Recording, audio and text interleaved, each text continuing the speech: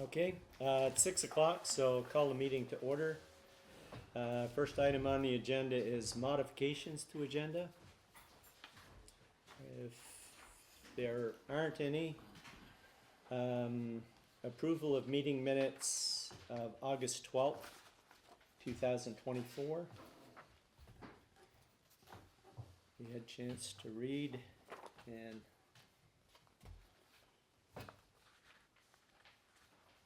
any, I make a motion to accept the meeting minutes for August 12th.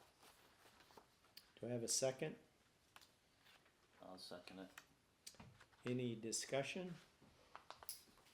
Okay, all those in favor of approving the meeting minutes of August 12th, 2024, signify by saying aye. Aye. Those opposed? We did put citizens' concerns on, well, it got put on the agenda. This was really intended to be citizens, mainly a discussion of, we'd like to limit the citizens' concerns to the flood damage and recovery, unless if somebody has a pressing issue that they want to bring up, then I guess we'll listen to it now. Other than the flood damage. Okay, thank you. Transfer station punch card approval.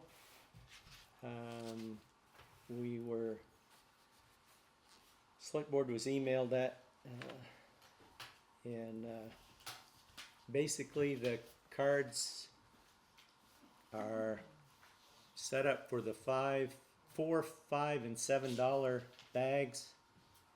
Is that, Clem? Does that mean that we're not considering that smaller one with 2s and 1s? Unless you prefer it, I guess. Well, I mean, I like the. What I have found, everybody is 4, 5, and 7. And less is better. Huh? Less is better than having 10 different punch cards. Yeah, my only thought was that if somebody usually brings bags that are $5 and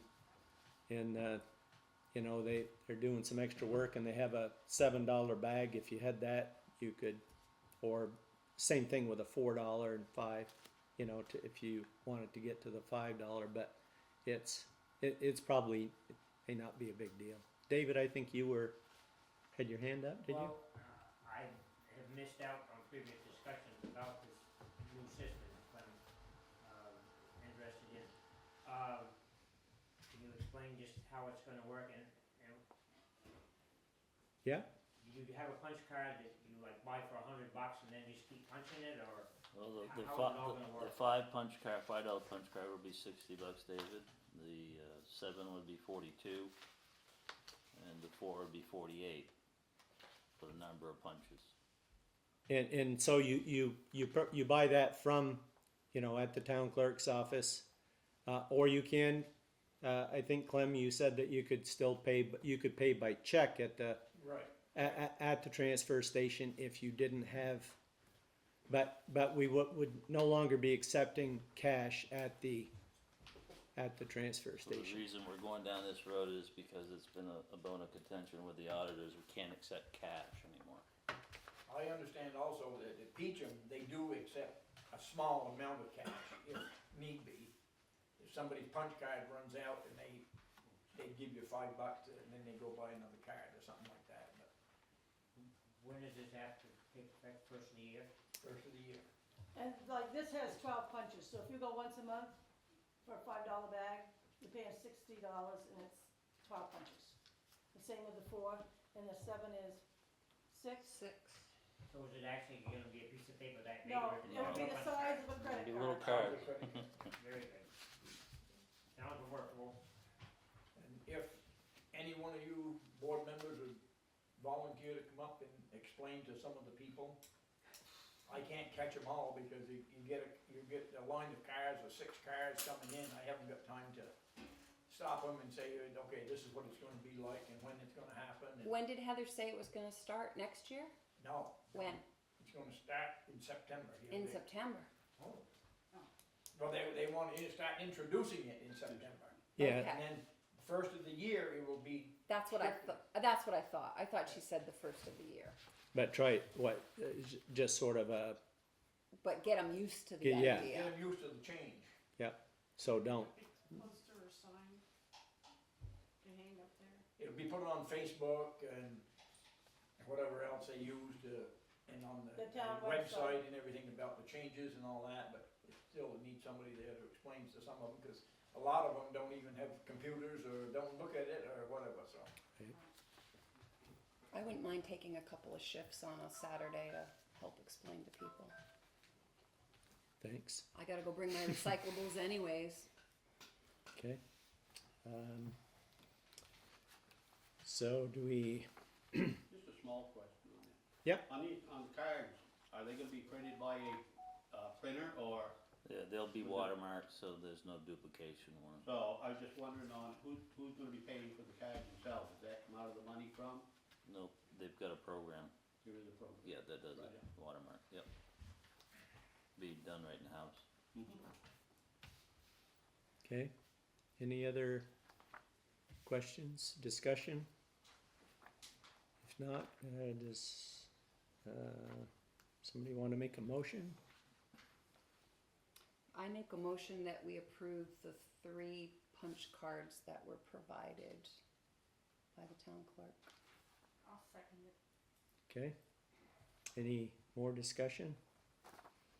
If not, all those in favor of, approving the punch cards that were presented to us, say aye. Aye. Those opposed? Okay, next up is flood recovery, hazard mitigation. And is there anyone here from the state? Yes, Ben Matthews. Oh, You wanna just come up here or? Yeah, sure. sure, You wanna pull up one of the front row chairs? So, I'm Ben Matthews, I'm the river management engineer from the Agency of Natural Resources, Department of Environmental Conservation. This is, my district goes from Norwich all the way up to Canada, so this is one of my towns. Jim asked me to come and be available to answer any questions you have. I do wanna be clear on the mitigation and recovery aspect of it. In terms of funding, that is a program that is managed by FEMA and by Vermont Emergency Management Agency. My program doesn't have any funding. So I provide technical advice and I write permits to authorize work to make sure that it's done right. The really key thing with the permits is if you don't have a permit for work that you did in the river or are going to do in the river and you're going to ask for FEMA reimbursement, they will not reimburse you unless you have the appropriate state permits for the work that was done. So if you do have work that you're trying to get looked at, I'm very understanding of the fact that I can't get everywhere and people needed to do work to get stuff done to get back to their houses and stuff, so I can retroactively permit projects as long as they meet our codes and standards. Was there any specific questions? I know, Jim, you were mentioning that Simpson Brook was a location with a lot of wood in it. I did walk that with, I believe Barbara, are you in the room? This morning, and identified several locations where it would be advantageous to remove wood that's up on the banks that's gonna fall in. And there's also a couple of locations where there's wood in the stream that's actually probably helping more than it's hurting, because it's gonna provide some slowing down of the water and catching up debris and stopping it from getting down to culverts. And you need a permit to remove this wood? Yes, Okay. and if you're gonna remove more, Cubic yards. yes, so there's per landowner, per year, there is a 10 cubic yard exemption in our permit. So if you want to remove material above the water line, not in the water, but wood that's in the water, or even a graded gravel that's on a bar that's out of the water, you can take basically 1 dump truck load per landowner per year. You can't take multiples, it's just 1 dump truck load per landowner per year. If the wood is definitely more than 1 dump truck load, so that would In order to do that project, I would need to walk it with whoever is going to be doing the work and identify what trees we can take out and what trees need to stay, and then you can get an excavator in there and take those trees out. And that's something I don't have time to do right away, but I could probably try to get on my calendar before the snow flies. In terms of funding and how that is paid for, that's not something that I really get involved with. That would be between the landowners and the town and however that wants to get done. I will say it's not likely something that FEMA or Vermont Emergency Management will fund. It's the state typically does not step in to do that type of work. VTrans has been doing this type of work in selected areas where there's a direct connection to their infrastructure, is my understanding. I have promoted that area to them, and it is on their list, but they've got a really long list of priorities and a very short amount of money in that budget. So I don't want to speak for them, but I suspect that this is probably not a project that they're going to get to, because there's too many other priorities that are higher up on the list. That's the short answer for the Wood and Simpson Brook, but is there other questions that I can help with? Provide technical assistance? Yep. Yeah, on that gravel, you said one dump truck load. Yep. Now, how far from the brook would that be considered before you could take out gravel? So you can take it out if it's a bar, so you can Right. only take it out if it's above the water. Above the water, you can, okay. So you can be in the river channel itself, Right. but you can't, what we don't want is people digging Digging down deep. into, I see what you mean, but I was just wondering if there's any foot, how many feet or so for. Yeah, so if there's that's usually what that is usually used for, is in the bigger rivers where you've got really big Right. deposits of gravel. Farmers need it for their fields or something, or building roads, then they can go and take some out. And the other question I had was on the permits. Now, that goes through you. Yep. It does, and you said if you do put in, now, first of all, what would be the cost of a permit? So it depends on the situation. If you're doing work that's not related to flood recovery, then it's a $200 application fee. You gotta fill out an application online. What if you don't have a computer or? If you don't have a computer, you can request a paper copy and fill that out, and then you'll have to send it into the. Is that through you or through the state? You'd have to request that from our administrative. Any idea on any numbers on that to call? I don't have it off the top of my head, but I can get it to you. It's our admin folks. We have a separate admin office Right. from my program. Okay. And you would have to call them up, and they would get you the permit. May I ask what your number would be? Yep, 802 498 4570. 4570? Mhm. And if I called you, maybe you can get back as far as. Yeah, I can get you the information for that. If it's something that's related to flood recovery, then I have at my disposal a permitting instrument called a next flood measure, which is saying if there's danger that a next flood, not a full, blown what we had this past month, but just a normal bankful spring flow, if that's gonna continue to damage something and you need to fix that, then I can issue you a permit without you having to go through the application process or pay a fee.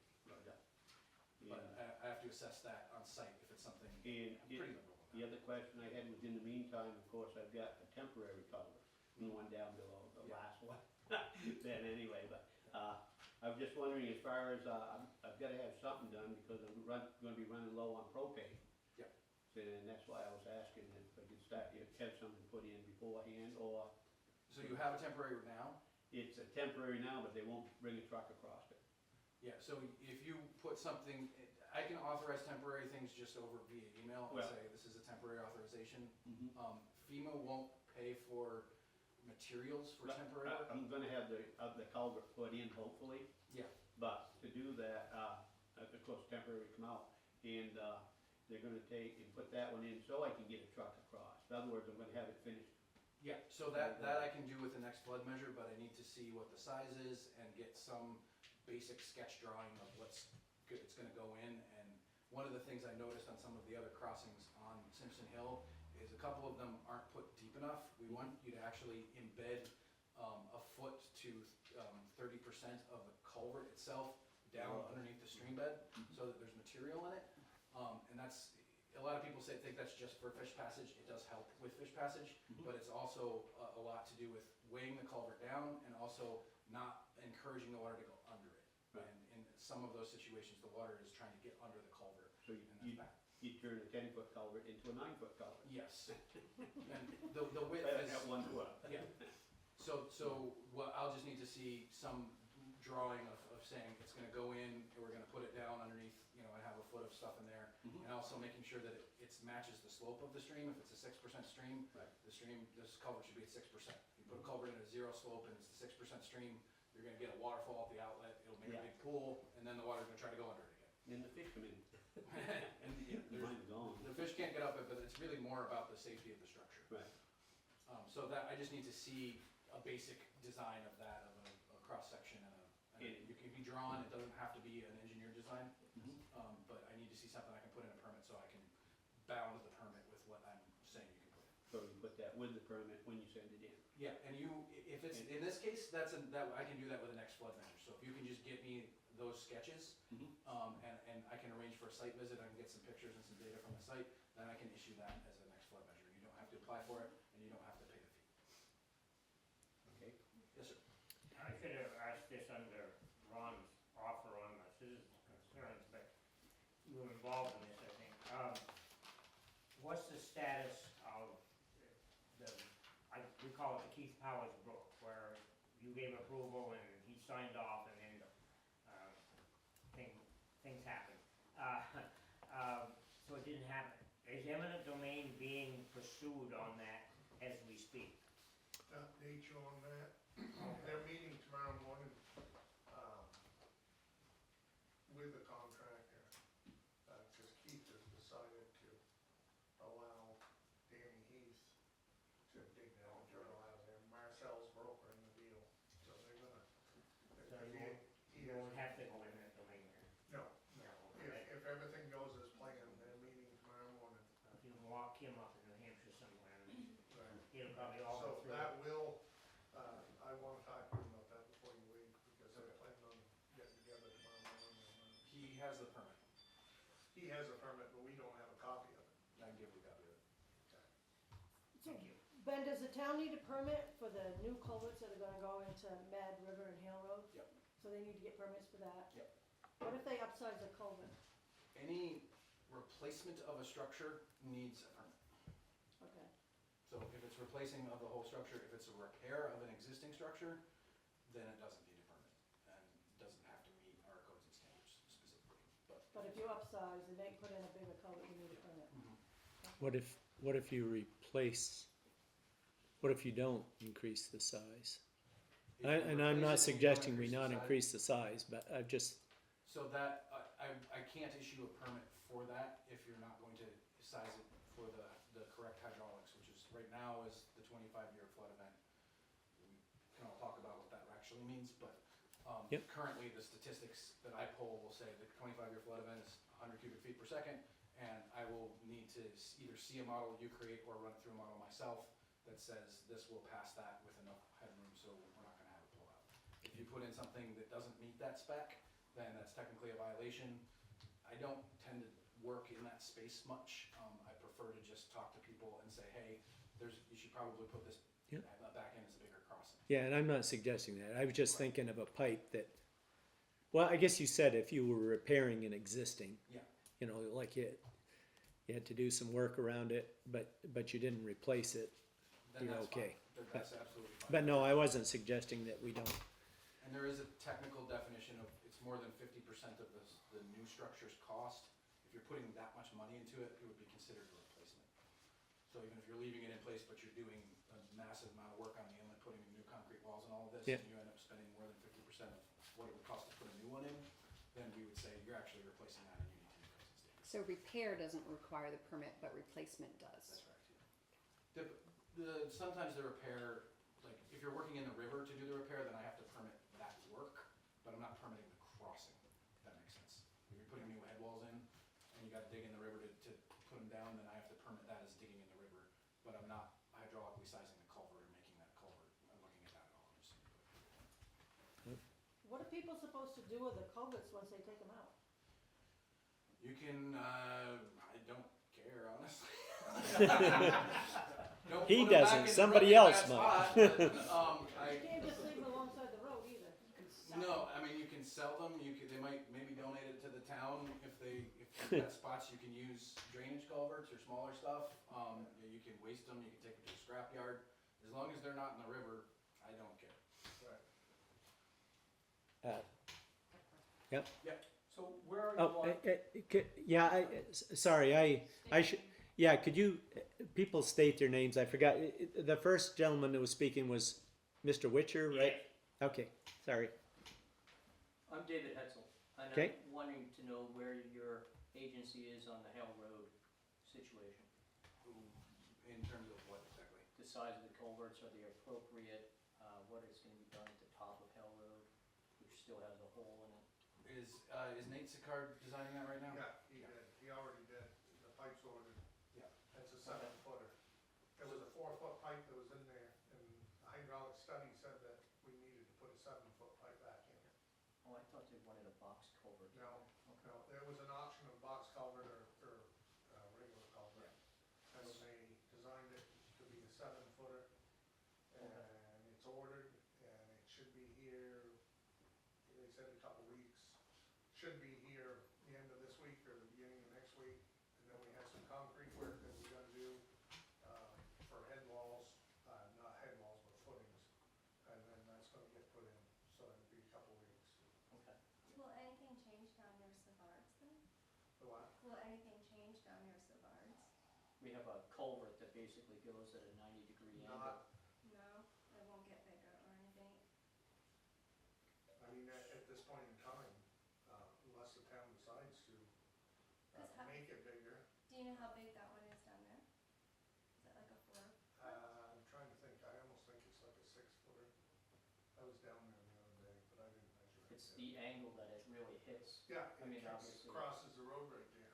Yeah. He could, if you get it sometime, you could maybe take a look at it and come up with a suggestion to the board, but, Yeah, I can, if I'm over here looking at something else, I'm pretty busy still, Oh, you yeah. know, maybe for quite some time. yeah, that's why I say if you happen to get over this way, give me a jingle and maybe we could look at it.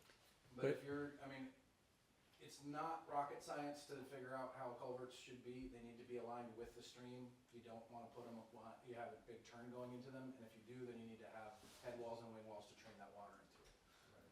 And if there's a culvert upstream that's sized bigger than the one that's downstream, then the downstream one probably needs to get upsized, unless you just really oversize the one. So That's right at our house where we have a much smaller culvert. So it might be a good idea to look at that and see if there's either improvements you can do to try to get water to convey through it better, or upsizing it and realigning it, which is of course cost, but that's, from that standpoint, you know, it's probably a little hydraulically undersized if the other one needs to be a 7-footer, and you have a 6-footer there. It's, yeah, Yeah, Mr. Witcher. And, I was just wondering, when you said it's gonna be aligned with that brook, now I watched this last storm come up, and after it came up, that brook was a total different situation.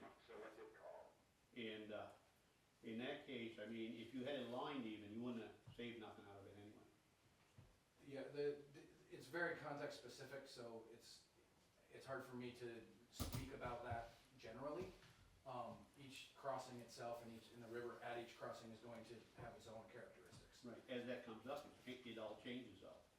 Yeah, when But it you're comes, not following that riverbed, you're coming up, and it just doesn't follow the riverbed quite as it did before. there's I still did the, watch that one go out, and, just about go out, I should say, and it was all totally different. Once it got high, I mean, there was 6 feet of water coming through that 6-foot culvert, and it was a foot over the top of that. yeah, And of course, it didn't go out till something came down and knocked it out. But, if you've got a big turn in the river, then, and when, I'm not talking about just the channel that what we call the thaw leg, the low flow channel. Right, that's- That's yeah. gonna be doing this. Right. I'm talking about the channel banks. itself, when you So if the banks are not aligned with the culvert, Mhm. and there's a big turn, then you're gonna have a lot of water going, and Right. it's gonna try to get through. I agree with that. My name is Mark Stetson. So after saying that, and you inspecting the culvert going across Simpson Brook Road earlier today, can you explain the problem? That culvert looks like it needs to be bigger, and it's not well aligned. And Whose problem is that? That's, the town's issue.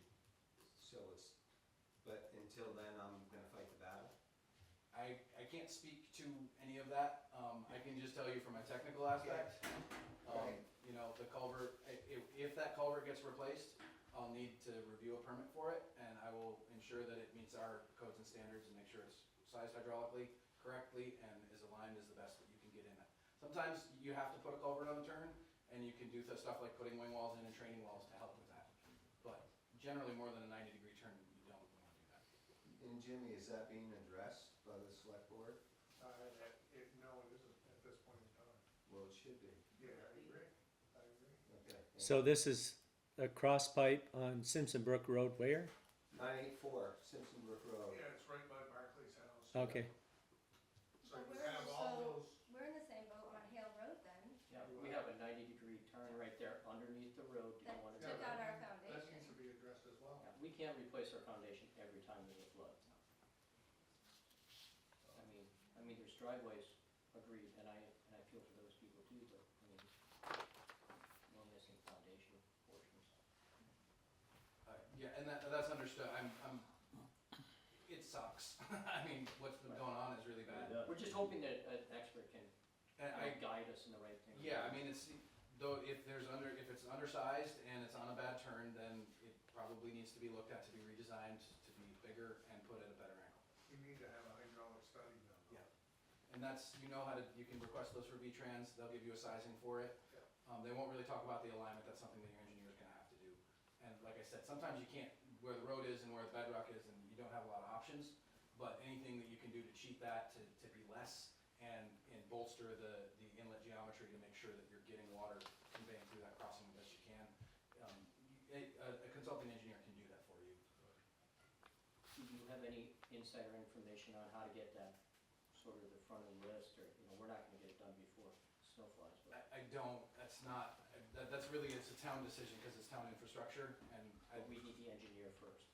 the town can hire an engineer, you can hire an engineer, that's, you know, I deal with the river stuff, I don't have time to do design work, especially not right now. That's something that you'll have to figure that part out. There are Better Back Roads grants that might be applicable for these type of things that you can get from V-Trans. I'm sure, Jim, you're very familiar with talking about that Yeah, stuff. oh, yeah, I'm familiar with the backbone stuff. I mean, from my perspective, it looks like could be a triage issue where you really need to look at where your infrastructure is and where the worst spots are and say, these are the places that we need to replace first, these are the second, this is the third tier. And that's something either you can do with your select board, you can hire a consultant to do it. You know, if I wasn't so busy, I would love to help you with that, but I definitely don't have time to do that. Yes, sir. Barb? Oh, Barb sorry. Sider. So, listening to you guys, I understand that there needs to be bigger culverts and some work done on Hill Road, which quite honestly, I thought would be further along at this point. And then Simpson Brook Road, what we've discovered today at Barclays and how that needs to be larger. Then you've also got Mad Brook Road, who those poor folks have been sitting there with a hole since the beginning of July. I guess I would really like to know where the town stands on addressing these issues. I feel like it's been very passive. Nobody's really, I guess I wanna know, is it actually something, is there anything in the process that we're gonna actually see some work done? Or is this gonna go on for months and months and months?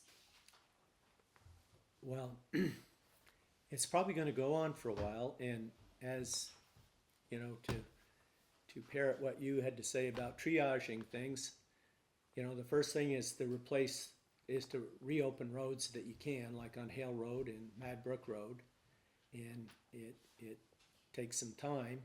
But how much time? Because I feel like, and maybe I'm overstepping, but it seems like feet are being dragged. There's not a priority put on this stuff. And I'm sorry, but we're all Waterford taxpayers, and it's just really important that we as citizens of this town have some idea of what the town plans to do. And Jim is only one person. So are you folks helping him? You're not dumping it all on his shoulders, right? You folks should have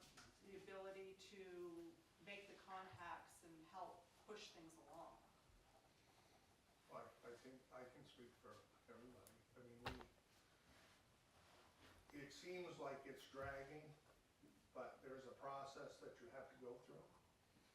And like, for instance, the Hale Road one. First, you had to have a hydraulic study done.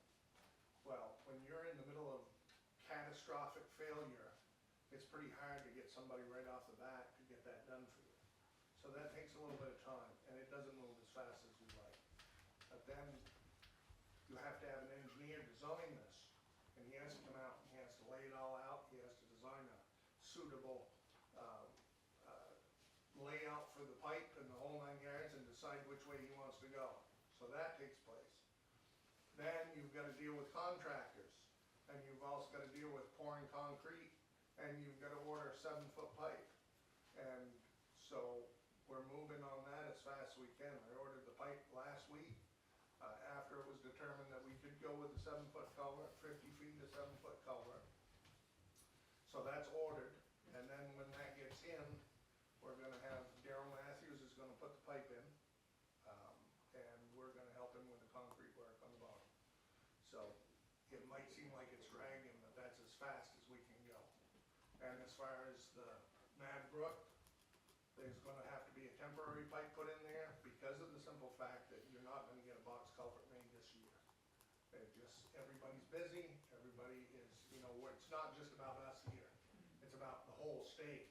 And so, that being the case, we have one of two options to go. We could either rebuild the one that's there, or we could, it's been said that we could put in 2 6-foot culverts for a temporary, could be 2 lanes, it could be 1. It all depends on what they wanna do. So that's where we're moving on that. So, okay, so then with those things in mind and the debris, the tree issues that we're having on Simpson Brook Road, where does that kind of put us with, the severity of our concerns and the danger of another storm and sending everything down the brook? Well, now you're meeting with him tonight, and so, So I don't know, then, you guys take care of that. but that still has to happen with you folks. Yep, and with the select board approved a $1 million line of credit to help with this flood repairs, but there's a lot of work to be done. It's not just these two I mean, there's things that roads haven't been touched yet because that's not the highest priority, because you gotta get roads opened first that aren't. I mean, you're dealing with Powers now, because if that goes out, with Mad Well, Brook out, that's the thing, is with that Mad it Brook comes down out, to a then, priority basis. yeah. You gotta get, first, you've gotta get people so they can get in and out. right, And now we're kind of in the situation, that's what we're dealing with right now, is Keith Powers. Because if that road goes out, you guys are completely cut off again, because you don't have access to Mad Brook. So we have to ensure that that road stays.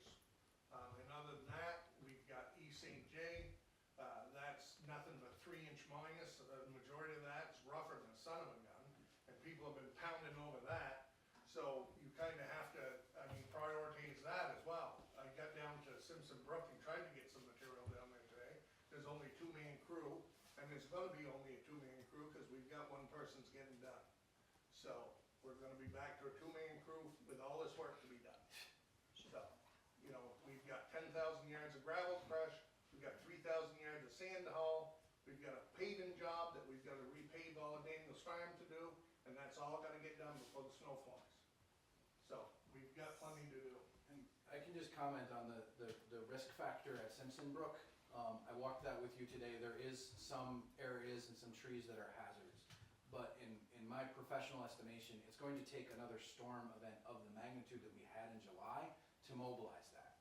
So that, of course, could happen tomorrow. We don't know that. But in the normal way of things, I think you could see a normal high flow event that gets over its banks and without seeing a massive mobilization of material that's gonna plug up crossings. So that risk is not like tomorrow that has to happen or it's gonna be horrible. It's something that could take a little bit of time before that becomes a real big issue. David? Yeah, Dave Morrison. Two Brooks. Jim, at Keys, when Finoff replaced, work there, did they put in a larger culvert, or is that the same as? They just stuck one section on that was missing, Okay. is all they ended up doing. On Mad Brook, I'm sure you two are working together on that. Also, you're talking about culverts, but as we just chatted, before the meeting, that's not a culvert situation. Probably Ben wasn't involved in, but, the last time that went out was 73. And there was a culvert before that, so what had been there, just got washed out, has lasted a long time, but it wasn't big enough. But the long-term solution to that would be like Bullocks, I would think, a fairly low profile Right. box culvert, like they put on 18 Yeah, yeah. on the with second that- brook crossing. Yeah. That's a fairly low profile, Wider and lower. wider. Yeah. You can make it as wide as you need to, it's not strong, It all depends on the hydraulic study. but that's a year away, or next, It's not gonna happen this year. yeah. The hydraulic study you should get Right, in a right. couple months. Yeah, I'm waiting to hear back from Logan on that. Nate actually did his own hydraulic Yeah. study on that area, but we still were getting one from Logan on that as well. But You don't he need did it. You don't need it for. No, but, so they said that we could go with 2-footers, 2 6-footers, and you had spoke with Nate on that matter, and said that we could put them in for For temporary. temporary, Yeah, on a temporary basis, Yeah. so. that's fine. It'll have to be upgraded at some point, and FEMA will pay you for the labor, but not for the crossing, so if you got another place for them, that'd be good. But you still got, and like he said, FEMA will not pay for the cost of the pipes. They will pay for the work, the labor to put the pipes in, but they will not foot the bill for the pipes. We have to pay for the pipes. If it's temporary, if it's a permanent solution, then they will pay for the whole thing. Right, right. That location wouldn't be workable for, like Barb's huge culvert down there, because you don't have the depth. Well, If you dug that Squash deep into the pipe. bed, Yeah. you actually wouldn't gain anything, because the water wouldn't go away on the road we'd side. have to do a massive slush pipe. But still. That's above my pay grade as far as designing that. But FEMA would pay for the one coming across Simpson Brook Road? No, they No, won't. because that wasn't damaged. See, if it's damaged, then they will pay for it. Gotcha. If it's not damaged, they even went as far as to say that if a pipe is uncovered, if a pipe gets uncovered, but it's not damaged, they won't pay for it. Yeah. So if you wanna upgrade your pipe, as from a FEMA point, Ben can change that, he can make them pay for an upgraded pipe, but technically, they will only pay to put back what's there. Well, yeah, I can make them upgrade it, but it has to be, Them upgraded. it has to be a replacement, so if it's. Right. It has to be completely demolished from FEMA's standpoint, Right. for me to leverage You that. can make that happen. You can work your magic with FEMA documentation all you want. If that's what you're I telling didn't me hear to it. do, I'm fine. Not hear it. Okay. Other questions, comments? I guess I do have another question. Barb Zager. So I get there's all this stuff that has to be done, and I get there's a lot of places worse that have to be dealt with. But with the line of credit that you have, is there any way that the town can start the process, because it will take months, whatever it is, to see about working in Simpson Brook Road to get some of that dangerous stuff out of there? I mean, we can't afford to put $40,000, $50,000, $60,000 into culvert rebuild, driveway rebuilds every year. So if it's gonna take a while, it seems like it would be beneficial for you folks to start the process now. Okay, and I don't know where, you mentioned that, well, I brought it up first, but the line of credit, but I'm not sure, we've spent a fair amount of that already. Well, we're just looking for some help Yep. and guidance,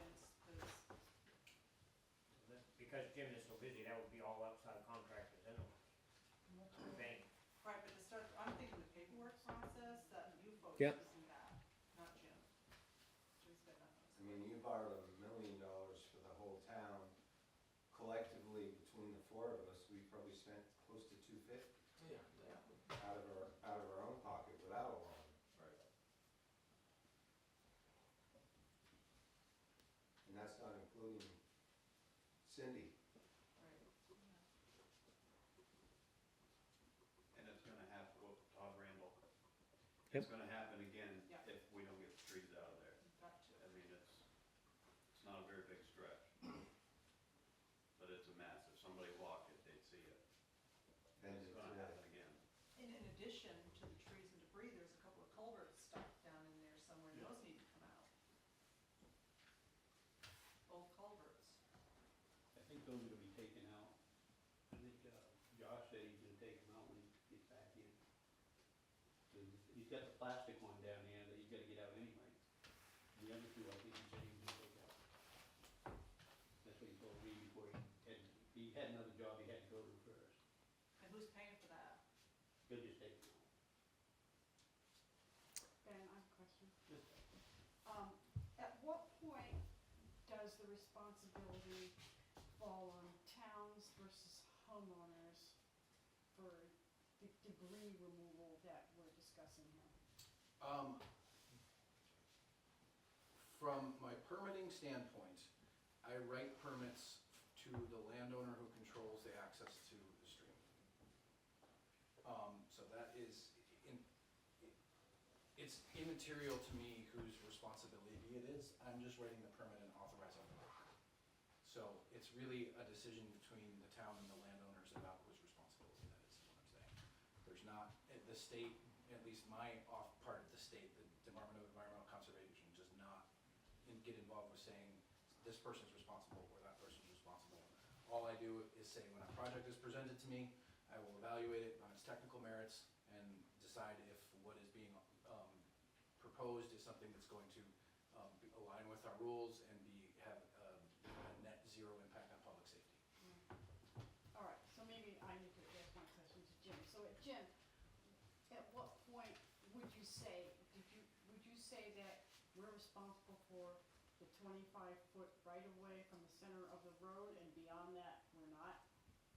That's the way that it's set up with the municipality, is that the town's responsibility is 25 feet from the center of the road. Okay. Other than that, it's private property. And from an insurance standpoint, that's the way that it works as well. Yeah, actually, that was. I mean, that's technically, I believe, the way that it is. I don't own a brook.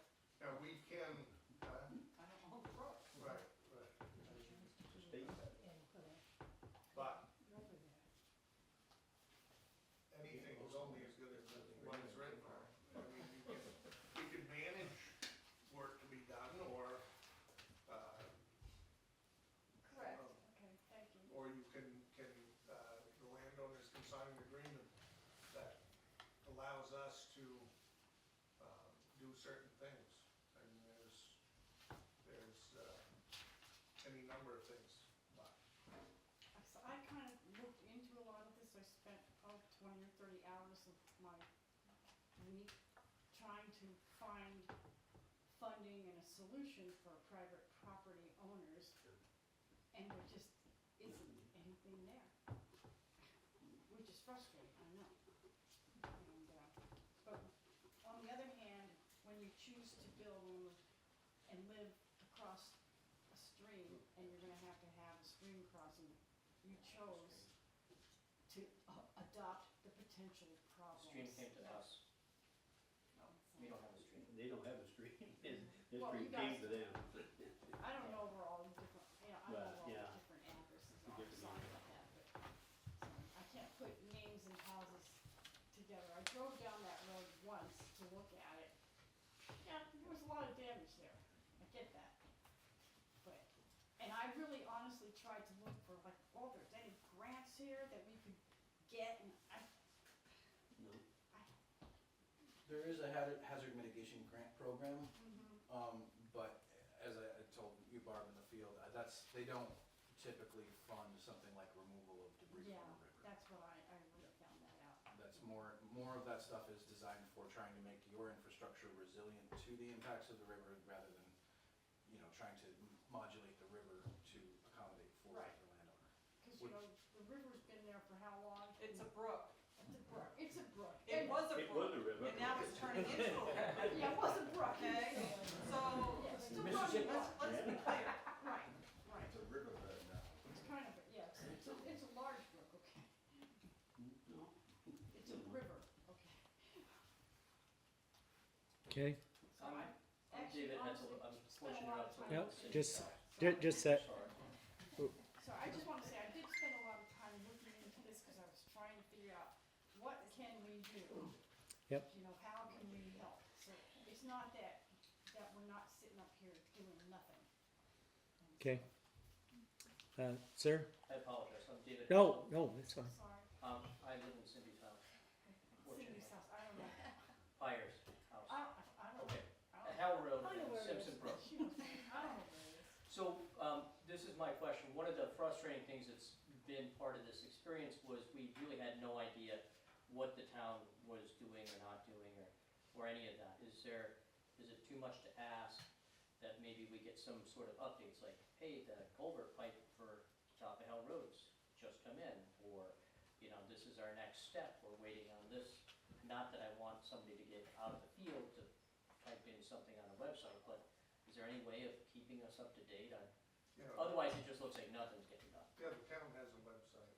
Okay, I just didn't know if anyone had a moment to, I've had some telephone calls, and Douglas had some telephone calls, and I told her the other day, she said she had some people calling for updates on that, and I explained to her that the pipe was ordered, when okay. the pipe gets in there, then. Well, and I don't wanna pull you away from what you're doing Well, to answer phone calls, is what I'm well, I'm saying. just like the Maytaper family, and I just sit with my feet up on the thing.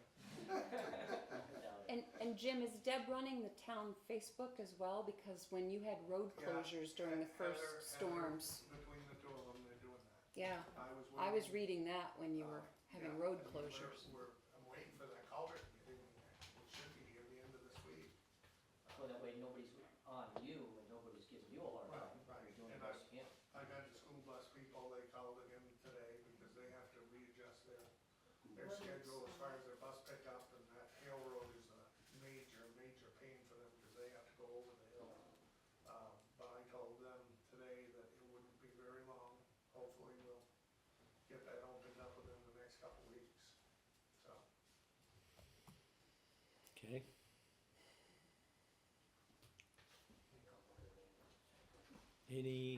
Anything else? I just wanna know your thoughts on all of this, what you're thinking.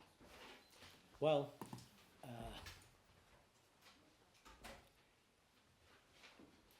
We can put in it for the line of credit, but we don't run, Jim runs the work that's going on and stuff, and it's not really for us to hire a contractor or send somebody out to work or anything. I mean, you can't have 10 people doing 10 different things, so I know it's a lot on Jim, but Jim has been doing a great job, and he's trying the best he can, and we're just trying to keep the money flowing so that he can keep people busy. yeah, and, obviously Jim has been using contractors because the first flood hit, I don't know if we were at 2 or 3, but we were up to 3 people on the town's crew for a short period of time, and we didn't know until just, at least I didn't know until just Jim mentioned it tonight that we're gonna be down to 2 again.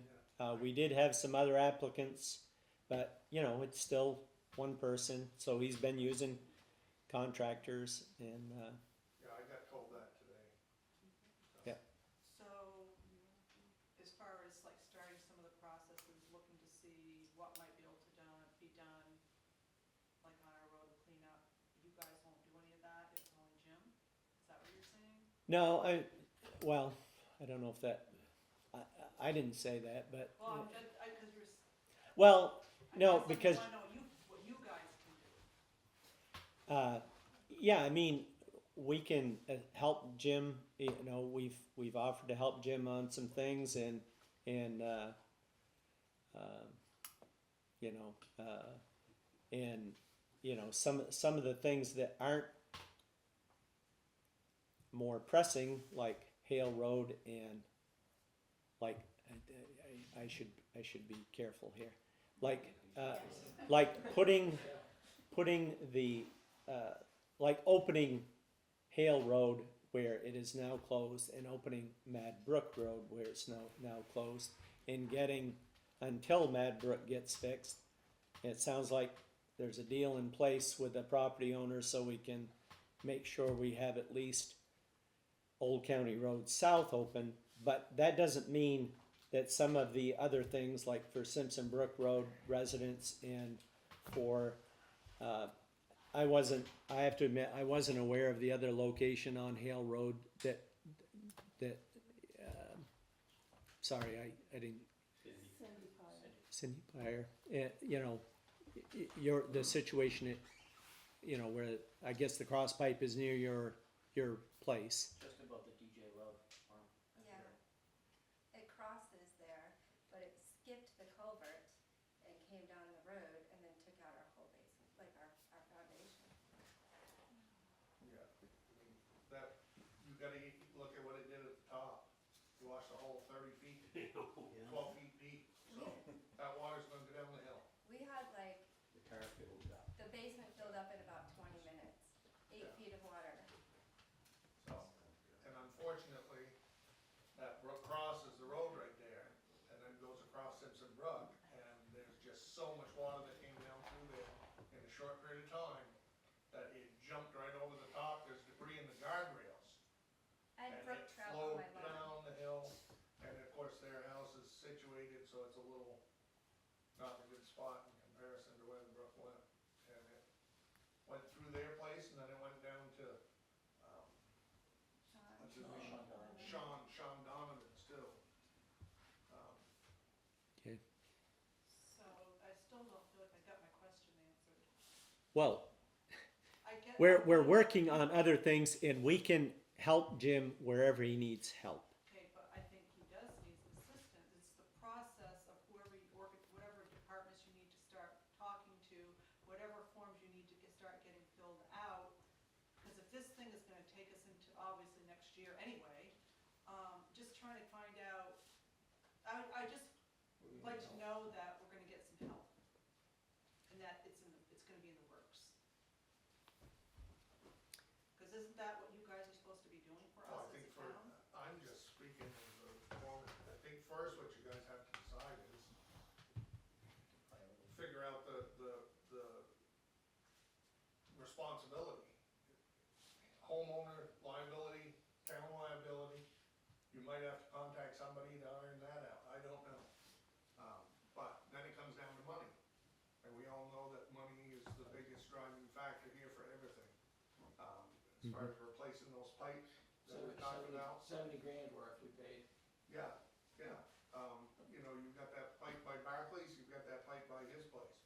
They're not disturbed, so to speak, so you're not gonna get any money for them. It all comes down to, would be a hydraulic study, reevaluate the size of the pipes, what need to be put there, look at the cost associated with it, and I guarantee you the town doesn't have the money right now to do that. But maybe down the road, we could budget something, you know, to prioritize those and to, you know, see about replacing or upgrading.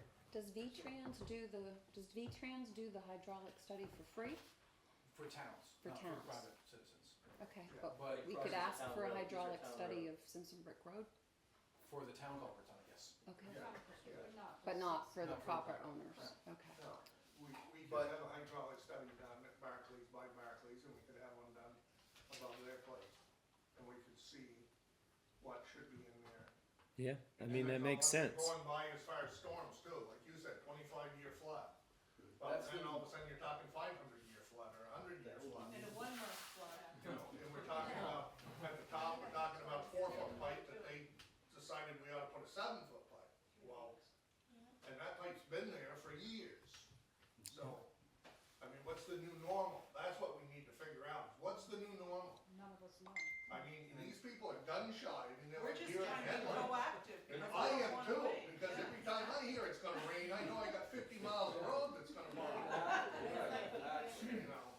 Yes, sir. And then on top of that, I got But- my own house that's flooded, so. Okay. Todd Randall. Yeah.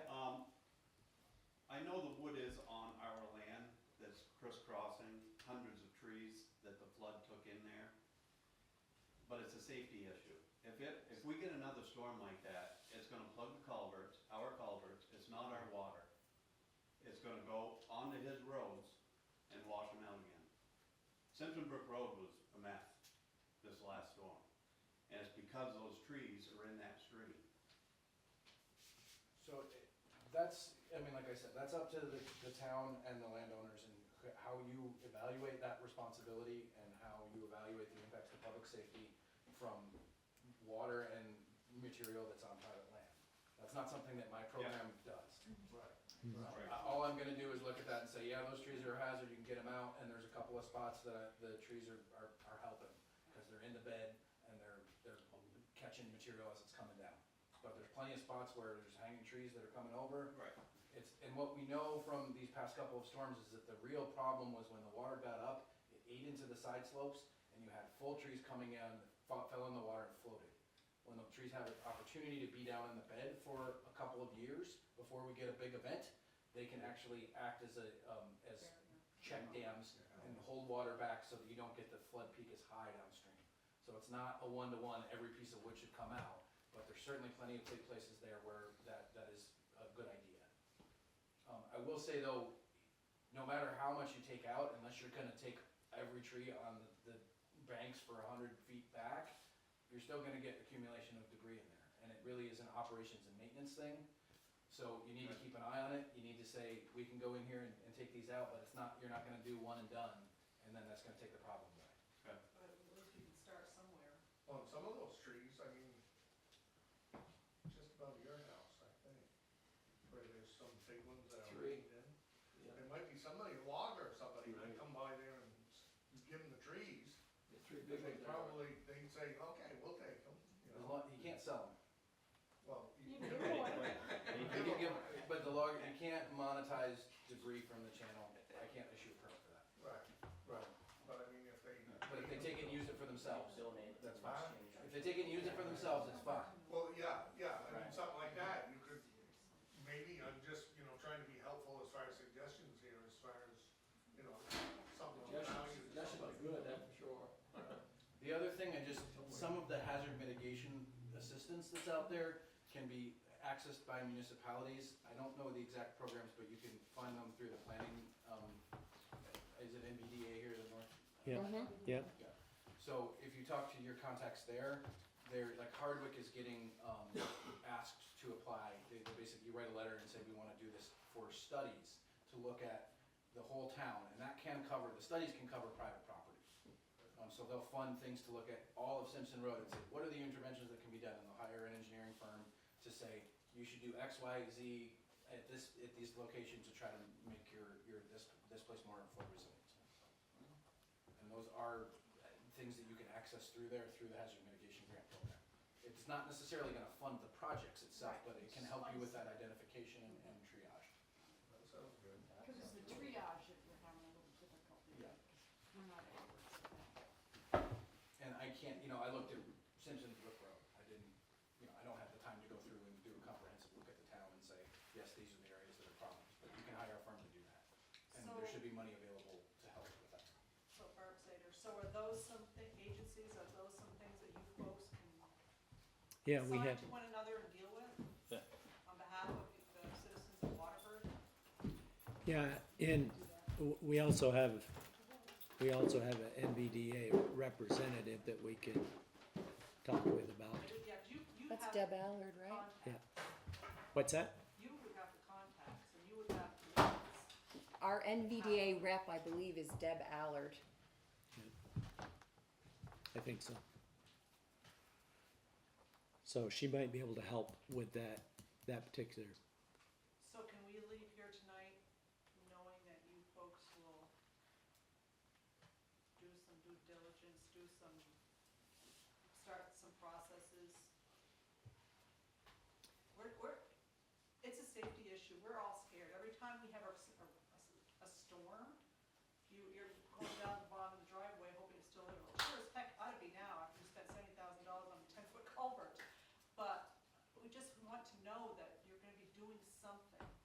Well, yes, we're gonna be doing something, but it- you're implying that the town hasn't done anything, and that's, I'm asking just to get this process started. I Yep. don't know what else you guys have done, but I'm asking for help on Simpson Brook Road to get something, help with the remediation of this brook, and so that something can happen in the future, hopefully sooner than later. yeah, we're gonna look into it. I can't sit here and promise you that we're gonna take care of. That's all we're asking. I'll list. That's all we're asking for. Yeah. You know, I will look into, with the blessings of the board, I will look into the hazard mitigation with NVDA, personally.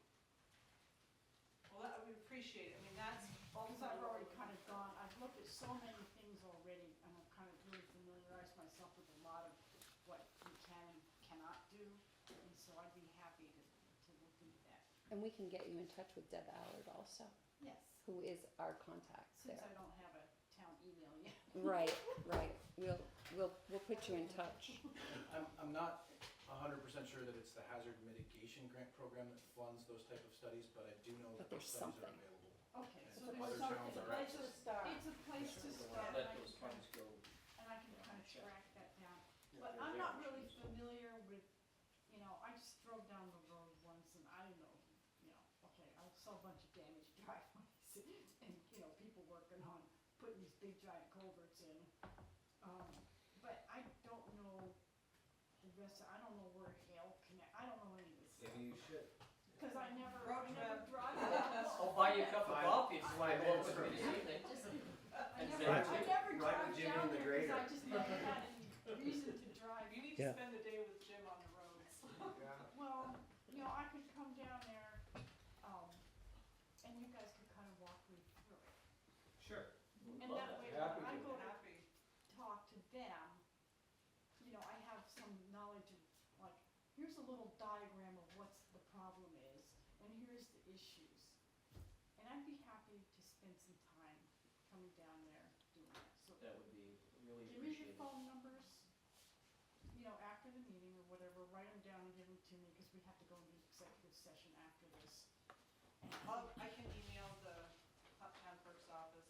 You can do it and have them forward it to me, because my town email does not work yet. So Ben, did you mark any trees, or you just verbal discussions with town Yeah, landowners? I was just looking and Okay. seeing, it wasn't a comprehensive Yeah, survey. okay. I don't really have time to do that in the immediate term. If this is something that, if you're looking to do that tomorrow, you're gonna have to hire somebody to go and make those determinations. And present me a plan that says this is the determination that I made. This tree should go, this tree should stay, kind of thing. And most civil engineering firms. And your permits are that specific, this tree, that tree, but not this tree? They're For this very case, particular? I would want to, because I don't, there's some specific spots where I really think it would be detrimental if you were to pull the wood out. So I wanna make sure that we're not creating more of a problem by doing that, because it adds roughness, it slows the water down, in certain areas, but there's definitely plenty of areas where it's hanging off of the slope and it's gonna fall in and it's gonna be a problem. So for gonna that, I would wanna be that specific going through there. Okay. In other cases, if it's just a big massive wood piled up in front of the culvert, I'll just say, yeah, you've got 20 cubic yards of material that's gotta come out, take it all out. I'm not gonna be specific for trees like that, alright? It's more about the piles of wood. But most of what I was seeing down there was really, individual trees are really where the risk is for debris. When you have masses of trees